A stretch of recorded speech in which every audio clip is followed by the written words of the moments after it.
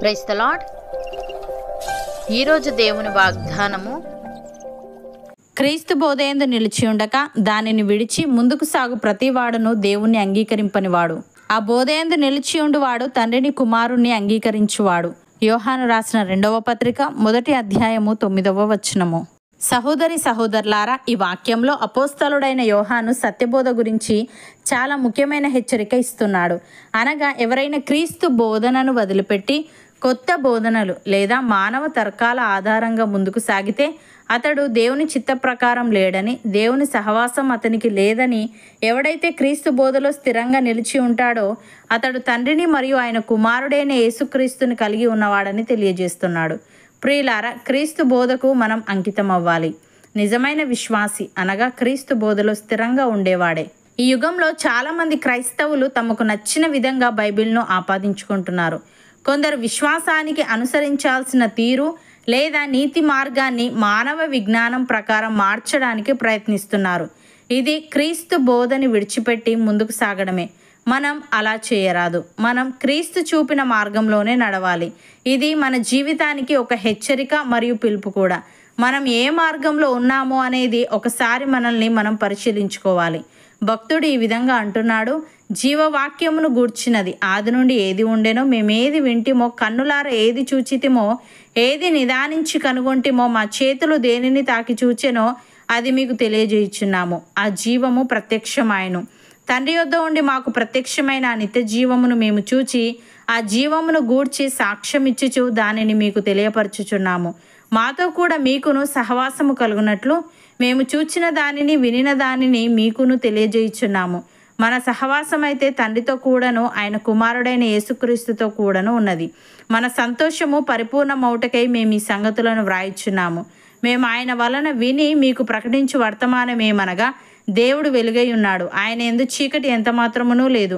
ఆయనతో కూడా సహవాసము గలవారమని చెప్పుకొని చీకటిలో నడిచినేడలా మనం అబద్ధం ఆడుచు సత్యమును జరిగింపకుందుము. అయితే ఆయన వెలుగులోనున్న ప్రకారము మనమును వెలుగులో నడిచినేడలా మనము అన్యోన్య సహవాసము గలవారమై ఉందుము. అప్పుడు ఆయన కుమారుడైన యేసు రక్తము ప్రతి పాపము నుండి మనలను పవిత్రులనుగా చేయును అని. ప్రియులారా, ఇది కడవరి గడియ. క్రీస్తు విరోధి వచ్చునని వింటిరు గదా. ఇప్పుడును అనేకులైన క్రీస్తు విరోధులు బయలుదేరి ఉన్నారు. ఇది కడవరి గడియ అని దీని చేత తెలుసుకొనుచున్నాము. వారు మనలో నుండి బయలువెళ్ళిరి గాని వారు మన సంబంధులు కారు. వారు మన సంబంధులైతే మనతో కూడా నిలిచి ఉందరు. అయితే వారందరూ మన సంబంధులు కారని ప్రత్యక్షపరచబడినట్లు వారు బయలువెళ్ళిరి. అయితే మీరు పరిశుద్ధుని వలన అభిషేకము పొందినవారు గనుక సమస్తమును ఎరుగుదురు. అపోస్తలుడైన పౌలు రోమీలకు వ్రాస్తూ ఈ విధంగా అంటున్నాడు, మన తండ్రి అయిన దేవుని నుండి ప్రభు అయిన యేసుక్రీస్తు నుండి కృపా సమాధానములు మీకు కలుగునుగాక.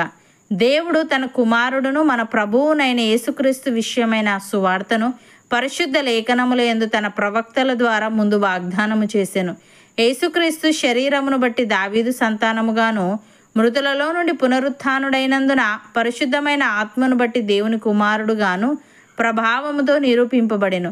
ఈయన నామం నిమిత్తము సమస్త జనులు విశ్వాసమునకు విధేయులగునట్లు ఈయన ద్వారా మేము కృపను అపోస్తలత్వమును పొందితిమి.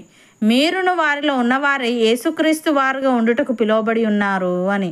సహోదరి సహోదరులారా, దేవుని దృష్టికి కనబడని సృష్టము ఏదీ లేదు. మనం ఎవనికి లెక్క చెప్పవలసి ఉన్నదో ఆ దేవుని కన్నులకు సమస్తమును మరుగులేక తేటగా ఉన్నది. ఆకాశ మండలము గుండా వెళ్ళిన దేవుని కుమారుడైన యేసు అను గొప్ప ప్రధాన యాజకుడు మనకు ఉన్నాడు గనుక మనము ఒప్పుకొనిన దానిని గట్టిగా చేపట్టుదము. మన ప్రధాన యాజకుడు మన బలహీనతల యందు మనతో సహానుభవము లేనివాడు కాడు గాని సమస్త విషయములలోనూ మన వలనే శోధింపబడినను ఆయన పాపము లేనివాడుగా ఉండెను. గనుక మనము కనికరింపబడి సమయోచితమైన సహాయము కొరకు కృప పొందునట్లు ధైర్యముతో కృపాసనము నొద్దకు చేరుదము. అవును అన్నవారు నాతో పాటు ప్రార్థనలో ఏకీభవించండి. పరిశుద్ధుడా, ప్రేమగల తండ్రి, క్రీస్తు బోధయందు నిలిచి ఉండక దానిని విడిచి ముందుకు సాగు ప్రతివాడును నిన్ను అంగీకరింపని వాడని, ఆ బోధయందు నిలిచి ఉండువాడు తండ్రిని కుమారుని అంగీకరించువాడని నీవు తెలియజేశావు. తండ్రి నీకు స్తుతులు. దేవా, మేము నీ బోధలో స్థిరంగా ఉంటూ నీవు చూపిన మార్గములోనే నడిచే వారంగా ఉండుటకు సహాయము దయచేయమని, నీ దృష్టికి కనబడని సృష్టం ఏదీ లేదు గనుక మేమెవరికి లెక్క చెప్పవలసి ఉన్నదో ఆ నీ కనులకు సమస్తమును మరుగులేక తేటగా ఉన్నది గనుక మేము ఒప్పుకొనిన దానిని గట్టిగా చేపట్టుచు మేము కనికరింపబడి సమయోచితమైన సహాయము కొరకు కృప పొందునట్లు ధైర్యముతో నీ కృపాసనమునొద్దకు చేరుటకు కృప చూపమని నీ రక్తముతో కడిగి ప్రతి పాపము నుండి మాలో ప్రతి ఒక్కరిని నీవే పవిత్రపరచమని యేసుక్రీస్తు నామమున ప్రార్థిస్తున్నాము తండ్రి. ఆమెన్.